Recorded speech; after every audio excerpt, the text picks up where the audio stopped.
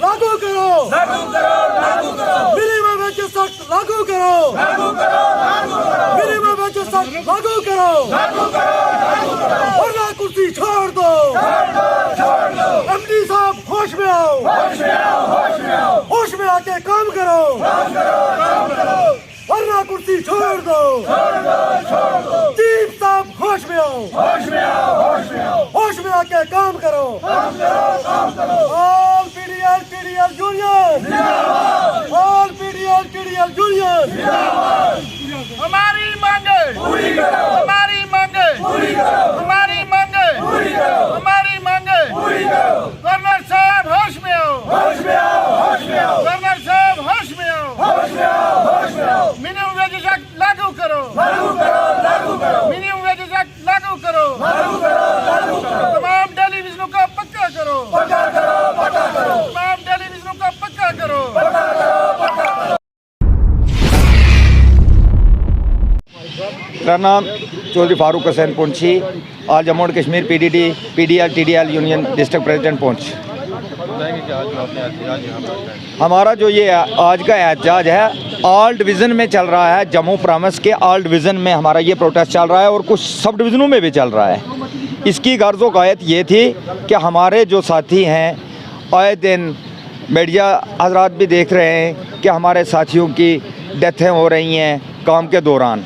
जब हमारे साथियों की डेथ हो जाती है उस वक्त हमारा डिपार्टमेंट कहता है हमने इनको भेजा ही नहीं कहीं काम पे, तो इनको ऑर्डर दे रखे हैं कि आपने ये एरिया देखना है। जब एक बार उसको एरिया दे दिया, उसको ऑर्डर दे दिया कि ये आपकी ज़िम्मेवारी है कि आपने ये एरिया देखना है, तो उसके बाद वो किससे बार बार पूछता रहेगा कि मैं जाऊँ या ना जाऊँ।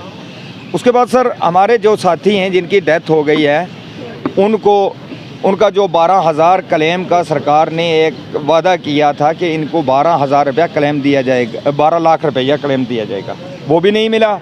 और हमारे साथ 2021 में एक अमेंडमेंट किया गया जब पूरे जम्मू कश्मीर में पावर बंद हो गई थी, तो उस वक्त हमारे साथ एक अमेंडमेंट किया था कि आप लोगों को 12,000 एम्प्लॉय को हमने रेगुलर कर दिया।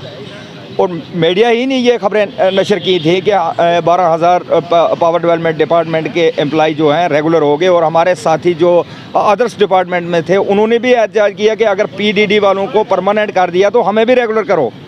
तो हमारे साथ वो एक नहायत ही धोखा था, हमें लॉलीपॉप दिया गया और हमारी फ़ाइलें जो हैं वो एमडी ऑफिस और चीफ ऑफिस की धूलें चाट रही हैं। इस वक्त हमारे साथ कोई इंसाफ नहीं।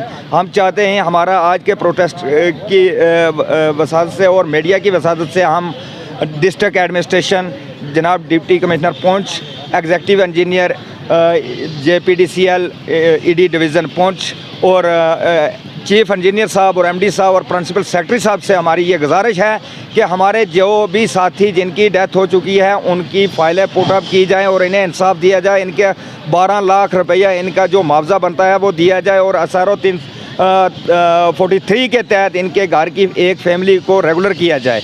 हमारा सिर्फ यही मकसद था। तो अल्लाह ताला, हम दुआ गो हैं कि अल्लाह ताला हमारे इन साथियों को जो इनकी शहादतें कबूल को फरमाए और इनकी कब्रों को बकाए नूर अता फरमाए, आमीन। पीडीडी टेलीविज़न है, हम सारे हमारे बहुत सारे साथी जो हैं रिटायरमेंट की कंकार पर हैं इस वक्त।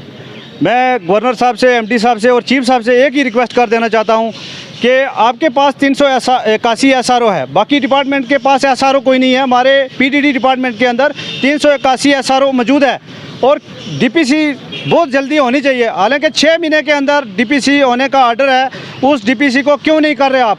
क्यों इनका जो बेचारे हमारे बहुत सारे साथी शहीद हो चुके हैं और बहुत सारे साथी जो रिटायर चले गए हैं, अभी तक हमारे ऊपर कोई डीपीसी नहीं ये कर रहे हैं, कोई परमानेंट नहीं हो रहा हमारे। और 24 साल आपने सुना है कि एक हवलदार फ़ौज में 24 साल नौकरी करके रिटायरमेंट जाता है और 24 साल हो गए हैं हमारे साथियों को नौकरी करते हुए, अभी डेली बेसिस से परमानेंट नहीं हुए। ये कब परमानेंट होंगे? 60 साल एज हो जाती है, रिटायर चले जाते हैं, तो ना घर के ना घाट के। और कुछ साथी हमारे 200-300 साथी चला गया है, 300-400 साथी हमारे जो शहीद हो चुके हैं। हमने बहुत सारी कुर्बानियाँ दी हैं इस डिपार्टमेंट के अंदर आके और लोगों की सेवा करते हुए। और मैं गवर्नर साहब से ये मौजबना अपील करता हूँ कि आने वाले दिनों में हमारी डीपीसी होनी चाहिए और 9,000 रुपये पे हम 1 महीना पूरा वर्किंग करते हैं, ड्यूटी देते हैं, दिन रात कफन बांध के सीनों पे हम काम करने के लिए जाते हैं। जैसे एक हमारा फौजी भाई बॉर्डर पर ड्यूटी देता है, ऐसे हम फ़ख्र से कहते हैं कि बिजली डिपार्टमेंट के अंदर हम भी 24 घंटे तैनात रहते हैं। और मिनिमम वेजेज एक्ट लागू होना चाहिए। अगर आप सभी 12,000 आदमी को अगर वन टाइम में आप सेटलमेंट परमानेंट नहीं कर सकते हैं तो हमारा मिनिमम वेजेज एक्ट जैसे बाकी की यूटीयू में लागू है, ऐसे यहाँ पर भी मिनिमम वेजेज एक्ट लागू करके हमको जो सहूलियत दी जाए। हमारा आज का ये जो यहाँ पर इकट्ठा होना है, जो प्रेस रिलीज़ हम दे रहे हैं, हमारा ये एक ही मकसद है, जो हमारे साथी शहीद हुए हैं उनको क्लेम और प्लस 43 SRO के तहत उनको मुलाजमत मिलनी चाहिए। और हमारे जो साथी यहाँ पर हैं उनकी DPC जो रिटायरमेंट की कंकार पर हैं DPC होनी चाहिए। और साथ ही में मिनिमम वेजेज एक्ट लागू होना चाहिए। अगर जैसे कि 2021 में हमारे साथ गवर्नर साहब ने ट्वीट किया था कि हमने 12,000 आदमी को अप्रूवल दे दिया है, और वो दिखते कहाँ हैं। अभी 2023 का 7वां महीना चल रहा है, अभी तक हमारी कोई DPC नहीं हुई। 200-250 आदमी परमानेंट हुए हैं। हम 12,000 वहाँ के यूँ के तू पड़े हुए हैं, अभी तक हमारे में से 250 आदमी परमानेंट हुआ है। इसका मतलब यह है कि आने वाले 2050 तक हमारे 250 करके हम सबको ऐसे डेली बेसिस रिटायर किया जाएगा।